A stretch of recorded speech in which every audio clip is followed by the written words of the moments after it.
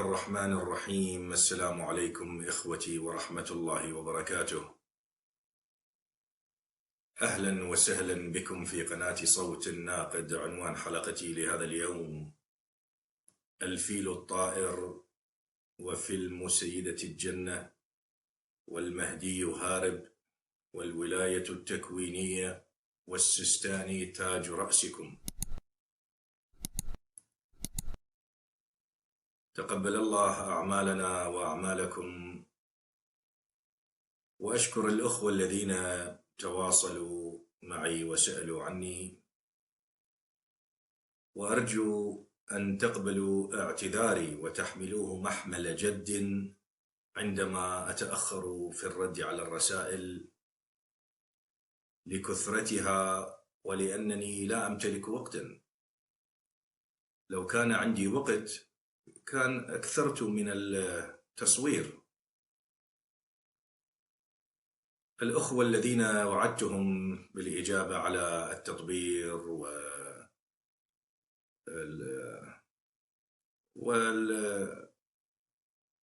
كون الأئمة يخلقون، والأخ رسول وشائق يتمنى، الجماعة يعني الشباب ترى ما ناسي أسئلتكم، أريد فقط وقت أطرحها تفصيلا أفضل من الجواب.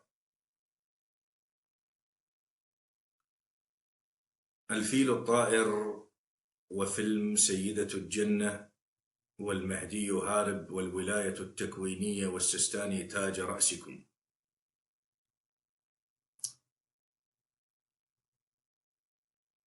واحدة من أهم أهداف الإمام سلام الله عليه، روحي وأرواح العالمين له الفداء، إظهار الدين الجديد، ولا يصدق على الدين دين جديد حتى يستغرب الناس مما يطرحه. فإذا كنا نحن لا نساوي أقدام تراب الإمام سلام الله عليه،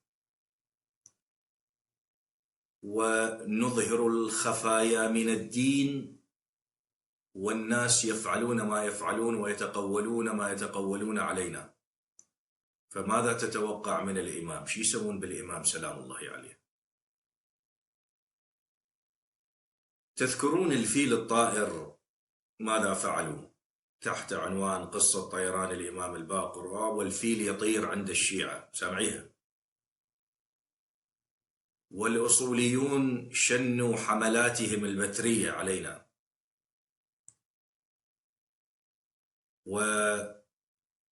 وكثير من القضايا من طرحناها، من أنه الكون ينقسم إلى ناصبي أو رافضي. خليني في دقيقة حتى أشرع بالموضوع. هنالك عدة عواميد، أعمدة يعتمد عليها الدين. كان الناس حائرون، يعني في حيرة، شنو هاي أحاديث الفواكه، أحاديث الخضر، شنو العصفور يبكي على الحسين؟ الناس في حيرة ودوخة. كانوا بحاجة إلى عمود يبين المئات بل الآلاف من الأحاديث. شنو هو هذا العمود؟ بأن كل شيء في الكون إما ناصبي وإما رافضي. فسرت لك آلاف الأحاديث، ولكن انتبه، حتى الأخبارية، هذا عمود واحد، أنتم تفتقرون إلى عشرات الألوف من الأعمدة، وكل عمود يحتوي على آلاف الأحاديث لتبيانها. انتبهوا.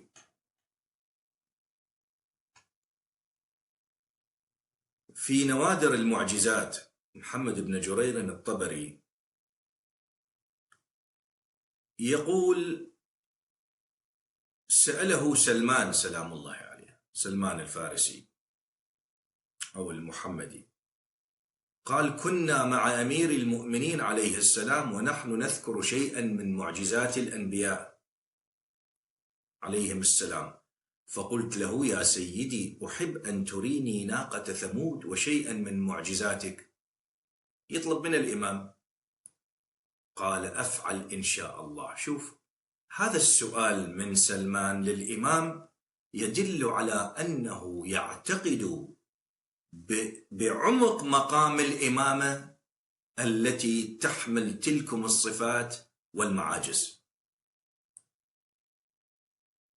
يقول: ثم وثب فدخل منزله وخرج إلي وتحته فرس أدهم وعليه قباء أبيض وقلنسوة بيضاء، ونادى: يا قنبر. يقول: فإذا أخرج إلي ذلك الفرس، فأخرج فرسا آخر أدهم فقال لي: اركب، اسمع. يا أبا عبد الله، قال سلمان: فركبته فإذا له جناحان ملتصقان إلى جنبه، فصاح به الإمام عليه السلام فحلق في الهواء. شو يقولون؟ أنت عندك آصف بن برخية اللي هو ما يساوي تراب أقدام الإمام، نقل عرش بلقيس قبل أن يرتد إليك طرفك. هذا حالة الطيران. شنو حالة الطيران؟ هي طوي الأرض. يسأله، يقول: وكنت أسمع حفيف أجنحة الملائكة وتسبيحها تحت العرش، ثم حضرنا على ساحل بحر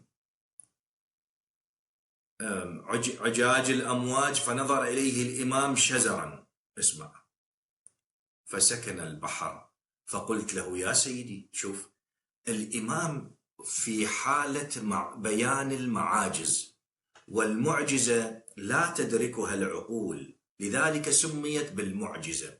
يريد أن يري سلمان أنه حاكم على الأرض كلها تحت ولايته. انتبه، أكو سؤال مهم يجعل من الأصول جرذ أمام الناصبي، وهو سؤال منطقي. بالشباب، إذا تريد تكون شجاع ومنصف، سؤال الناصبي منطقي وسؤال معقول. شنو الإمام عنده هاي الإمكانات والإمامة والتكوينية وكذا، والمهدي هارب؟ شنو الإمام عنده ينظر إلى البحر يسكن ويطير في الهواء، وأبو بكر وعمر يأخذون الخلافة منه؟ شنو هاي؟ يعني doesn't make sense، ما منطقية هذه. الناصب يريد جواب. الأصولي يشرد. الأصولي لا تفتحون هذا الجرح. الأصولي مو فقط على مستوى اللي نشوفه، أنا عايش وياهم والله. رب المراوغة، رب الكذب، صاحب كتاب فصل الخطاب، يقول: أنا ألفت الكتاب لتحريف القرآن.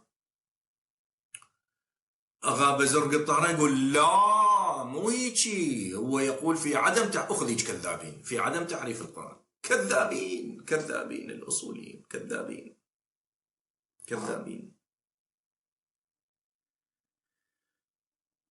المهم، الموضوع طويل، الشرح طويل. شوف شي يقول: فسألت وسار على وجه الماء والفرسان يتبعاننا لا يقودهما أحد، فوالله ما ابتلت أقدامنا. الإمام مع سلمان في الماء، نفس قضية موسى سلام الله عليه. فعبرنا ذلك البحر، أنا قفزت، الحديث طويل، ودفعنا إلى جزيرة كثيرة الأشجار والثمار إلى آخره. دا أقفز الموضوع، عندي موضوع شاهد.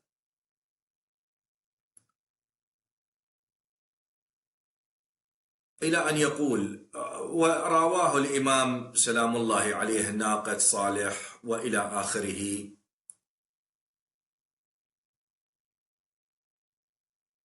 ثم قال، فجعل الإمام عليه السلام يمشي. دا أقفز الرواية طويلة. المهم، أريد أبين الكلمة. فقلت: يا سيدي، هذا اللي أبحث عنه. هذه طبعا آخر الحديث طويل جدا، أنا قفزته. سلمان سأل الإمام. شوف، هذا يبين لك الفيل الطائر. قلت يا سيدي هل سرنا فرسخين؟ فقال يا سلمان لقد سرت 50,000 فرسخ ودرت حول الدنيا 20,000 مرة. فقلت يا سيدي وكيف هذا؟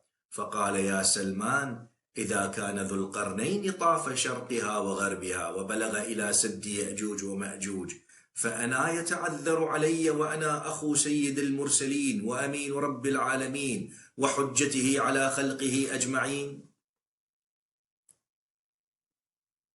الفيل الطائر هي عبارة عن طوي الأرض. سلمان عبالة فرسخين يقول مشينا، والإمام قال له ترى أنت درت حول الدنيا 50,000 مرة. عملية طوي الأرض واختصار الزمن هذا موجود بعد الممات، بعد ما الإنسان يموت وينقطع عن عالم المادة تكون حياته كذلك. لذلك يشوف حياته من اليوم اللي انولد به من معاصي وذنوب إلى أن يموت بعشر الثانية كلها يشوفها، ماكو زمن، الزمن ينتهي. هذا موضوع طويل. فأنت ليش تستغرب؟ أنت هذا حالات طوي الأرض، والأنبياء عندهم تلكم المعاجز وكلهم ما يصيرون جنود عند الإمام سلام الله عليه. فطبعا الإمام عنده هذه كلش مهمة. هذا أولا. فيلم سيدة الجنة القشميري وكيل السيستاني نازل نزلة متبرئ من الفيلم ومتبرئ من أحداث الفيلم ومتبرئ من كل ما موجود بالفيلم. شوف أنا ما يهمني إذا أتحدث عن القمر أعرف أنا أريد أتحدث عن الأصوليين، ولا أبغض شخصا بعينه. أنا مشكلتي مع منهج، وأنت الحكم، أنت والأخبارية عندكم أريدكم تشوفوني أكذب أم لا. أنا أسأل المشرفين على الفيلم، أسألهم هو شنو فرق السيستاني عقيدته عن عقيدة الخامنئي؟ نفس العقيدة بآلاف الشواهد. السيستاني نكر قضية الزهراء وقال أنتم لازم تتحدثون بأحاديث صحيحة، واعترف بها هذا المعمم الخطيب وغيره. يعني واضحة. طيب نتنازل. هذا وكيله، يعني تعرف شنو؟ أنتم تدرسون الوكيل كالأصيل، لا اعترضوا عليه ولا عزلوه ولا أي شيء، وهذا تثبيت لقوله، يعني يتحدث بلسان حال السيستاني. أنا عندي علة أنكر في موجودة على اليوتيوب، مو فقط أحداث الفيلم، تبرأ من كل شيء، تبرأ علنا. طيب أنا سؤالي للأصوليين وللقائمين على الفيلم، شنو الفرق عن السيستاني عن الخامنئي؟ ليش أنتم تحكون على الخامنئي ما تجيبون طاري السيستاني، تتلوقون للسيستاني؟ شنو السبب؟ لأنكم أصوليون، هذا كل الموضوع. أنا أريد أوصلكم لهذه النقطة، وإلا هذا التبرؤ هذا كفر. التبرؤ من تفاصيل ما ورد في حادثة الزهراء كفر، هذا كفر. ولكن أنتم تحكون على الخامنئي من الصبح لليل والسيستاني تتلوقوا له، هاي شنو معناتها؟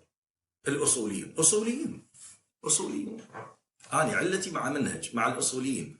الأصولي هو مؤسس المراوغة والكذب. واحد من الأصوليين يفحص متابعين جنسيا، يفحصهم جنسيا. سألوك بسو، قالوا له لك تعال أنت ايش سويت؟ قال لهم لا أنا أختبرهم. خرب دينك إذا عندك دين، خرب هيك دين يختبرهم. وذول المطايا ما أدري هاي الناس شلون تصدق. واحد يفحص متابعين جنسيا، لك شنو من هذا الدين؟ كل يوم يلمع الناصبي بنظري وحق فاطمة الزهراء، كل يوم أنظر إلى الناصبي نظرة تبجيل واحترام. حقه. لك شنو هالمهزلة هذه؟ شنو هالتمضرط هذا أجلكم الله؟ شنو أنا أفحص المتابعين جنسيا؟ شنو أنا أختبرهم؟ ألف إشكال وسؤال أكو، ما يهموني، أريد أبين لك شلون مراوغين. روحوا اسألوهم، قولوا لهم أنتم هذا القشميري إذا يحكي بلسان السيستاني تبرى من كل شيء، شو تقولون؟ السيستاني بعده صحيح عقيدة تتلوثوا له؟ شوف شو يقولون، راح يلفون ويدورون ألف لفة ودور. أصوليون. أنا ما عندي مع شخص مشكلة، أنا مع المنهج. أرجع وأقول تريد تظلمني، أنا مظلوم من زمان، لكن أنا ما عندي شيء شخصي مع أحد، مع المنهج. لويش يعني علنا تكفير وبراءة من أحداث الزهراء. زين أنت تجي تتلوق له، شو يسموها هذه؟ شو يسموها؟ منهج أصولي ومصالح. هاي أنا هيك أفسرها. أنا أفسرها لأن الخامنئي ضد بريطانيا يحجون عليه، السيستاني صديق بريطانيا يمدحوا. أنا هذا اللي أشوفه، ماكو غيرها. وإلا كلاهما نفس المنهج ونفس المنطق ونفس العقائد. شوف، هذه مو صحيحة. الأصوليون، المشكلتي مع المنهج الأصولي قائم ببحث ودراسة ومعاشرة، قائم على الكذب والمراوغة وتسقيط التشيع بشكل ما له مثيل. سقطون التشيع. وإلا سؤال أنا أسألكم، أنتم تفتقدون إلى آلاف الأعمدة، كل هذا اللي دنبينا عمود واحد بعدنا. سؤال حيركم جميعا، وخليني أعترف لك بالمعصية مالتي. هناك أسئلة عجز عنها الأصوليون، عجز الشيعة تماما، والناصبة مزقوهم تمزيق. شوف، احنا وظيفتنا الدفاع عن آل محمد، ورغم ذلك تدري شنو؟ ما أجيب عنها، لأن أعرف في جوابي تسليح للأصولي. الأصولي يصير مثل الفحل على الناصبي إذا يتسلح بهذه الأجوبة، ما أريد أعطيه إياه. تصور إيش قد أنا في معصية أنصر آل محمد بأمور أخرى ما استخرج تلكم، لأن الأصولي أول من المستفيدين. تصور لعد إيش قد أنا عندي مشكلة مع المنهج الأصولي، مشكلة كبيرة ما تتعالج.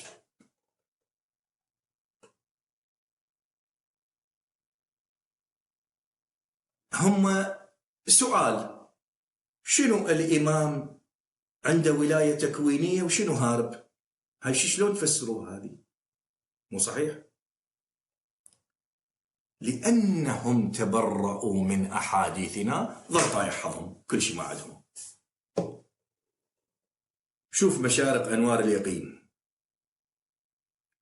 يروي عن محمد بن سنان قال: بينما أمير المؤمنين عليه السلام، إلى أن يقول، فقام إليه واحد، أمير المؤمنين يتجهز إلى جيش معاوية، إذا اختصم إليه اثنان فلغى أحدهما في الكلام فقال له: اخسأ يا كلب. الإمام قال له، شوف اللي صار، فعوى الرجل لوقته وصار كلبا. انتبه، حاكم الأرض الإمام، فبهت من حوله وجعل الرجل يتضرع إلى أمير المؤمنين عليه السلام ويشير بإصبعه، فنظر إليه وحرك شفته فإذا هو بشر سوي. انتبه، هذا نفس السؤال منطقي اللي سأل الناصبي ويريد جواب منطقي. ترى الناصبي إذا ما تلف وتدور وياه تنهي، لذلك أنا ما ألعب وياك. عندما أقول لك وأتبجح دقيقة، فلان دقيقة ما يطول أمامي، أنت كون تفكر، أقول لك هذا لو يكذب لو مراوغ، شنو دقيقة؟ أعطيك مثل، شوف هسه يقول لك هذا واثق الشمري اكو جهات خارجية خلفه وإنسان منحرف. شوف أنت لا تقول له لا هو ليس منحرف ولا جهات، لا تقول له هيك، قول له شي يقول. شوف هاي كم ثانية، شي يقول لك يحكي على المراجع وعلى السيستاني، شي يقول، بس تقول له شي يقول خلص، انتهى، خلصت الدقيقة. لأن هو بس يكرر اللي أنا قلته يسقط، هو يسقط. أحاديثنا تحث من الصبح لليل دعوة الناس إلى التشيع. واحد شيعي يروح للسيستاني، ما حد قال لي في موقع مثبت، يقول له بدي أصير شيعي، يقول لي ليش تصير شيعي؟ منعوا للوالدين. قال له الخاطر ولاية علي بن أبي طالب. قال له الأئمة أبو بكر وعمر حافظوا على ولاية البيت، روح لص الشيعي هو في موقعه، بس تقول له شي يقول ويكرر اللي أنا قلته، هو يسقط ودينه يسقط وأصوليته تسقط.